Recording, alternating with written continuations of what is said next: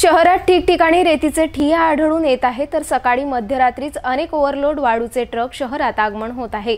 अमरावतीत रेती घाट बंद असताना एवढा साठा जमा कसा होत आहे, याला रॉयल्टी आहे का? कोणाच्या साठेलोटेवरून शहरात रेती ठिय्ये तयार झाले आहे, असा प्रश्न अमरावती तहसीलदार विजय लोखंडे यांना विचारला असता त्यांनी एका वर्षात अवैध रेती कारवाईची माहिती स्पष्ट केली। 3 पथक तयार करण्यात आल्याचे स्पष्ट करण्यात आले।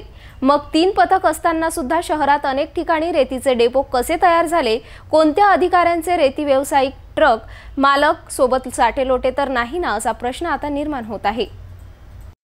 अमरावती जिल्ह्यातील रेती घाट बंद असतानाही बाहेर राज्यातून आणि इतर जिल्ह्यातून अनेक वाळूचे ट्रक दाखल होत आहे।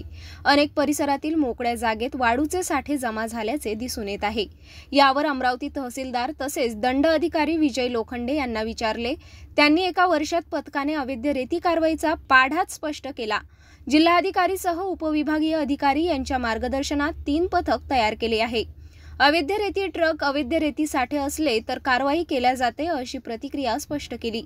एका वर्षात 3ही पथकाने 1 कोटींचा दंड वसूल केल्याचे सुद्धा सांगण्यात आले आहे।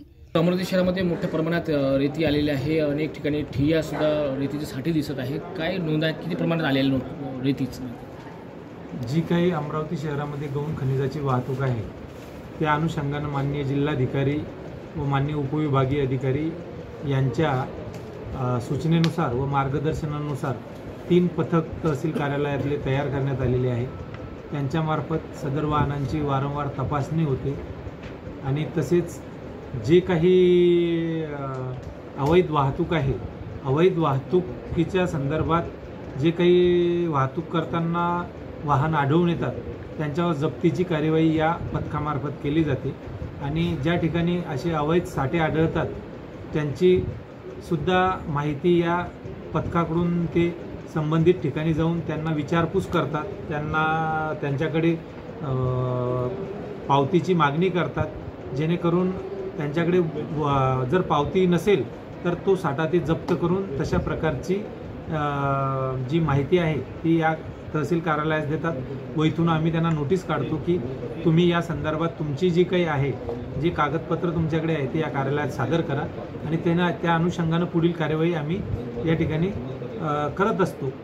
तर आता या अनुषंगानं आतापर्यंत आम्ही जवळपास या वर्षामध्ये 65 वाहनांवर अवैध वाहनांवर कार्यवाही केलेली आहे आणि त्या अनुषंगानं त्यांच्याकडून 1 कोटीच्या जवळपास दंड देखील यावर्षी वसूल करण्यात आलेला आहे।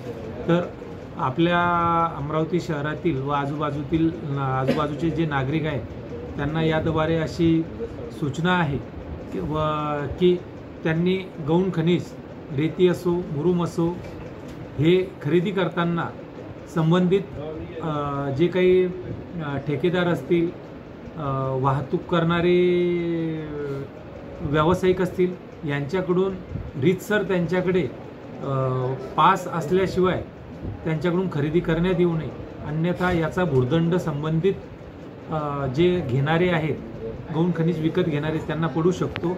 यामुळे आपल्या चॅनलच्या माध्यमातून माझी सर्व अमरावतीमधील सर्व जे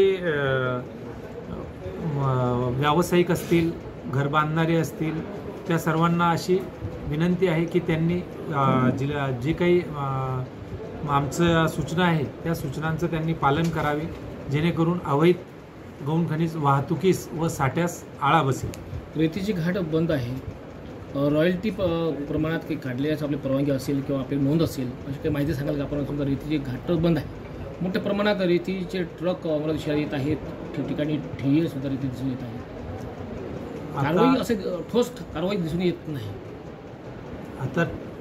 आता जी माहिती आपण सुरुवातीला म्हटलं की या संदर्भात अमरावतीमध्ये जी वाहतूक आहे, रॉयल्टी पासेस जे काही आहे, शासनानं डेपो तयार केलेले आहे। अमरावती तालुक्यामध्ये रेती नसल्यामुळे बाहेरच्या तालुक्यामधून व जिल्ह्यामधून जी रेती येते त्याचीच आम्हाला तपासणी करावी लागते।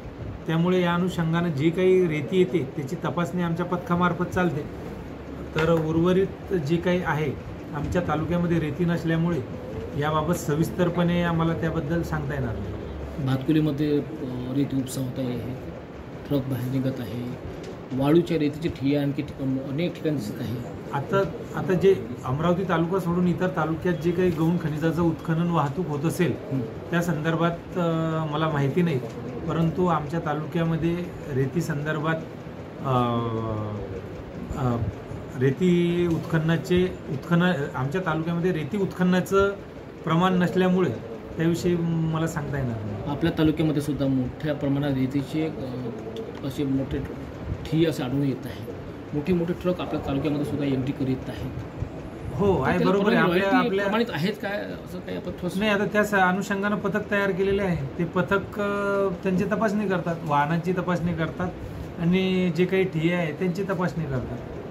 मग आता सुद्धा अनेक ठिकाणी अनेक रेतीचे साठे कसे तयार झाले, ते साठे वैध आहे की अवैध याची आपल्या पथकाने शोध मोहीम तपासणी राबवली का?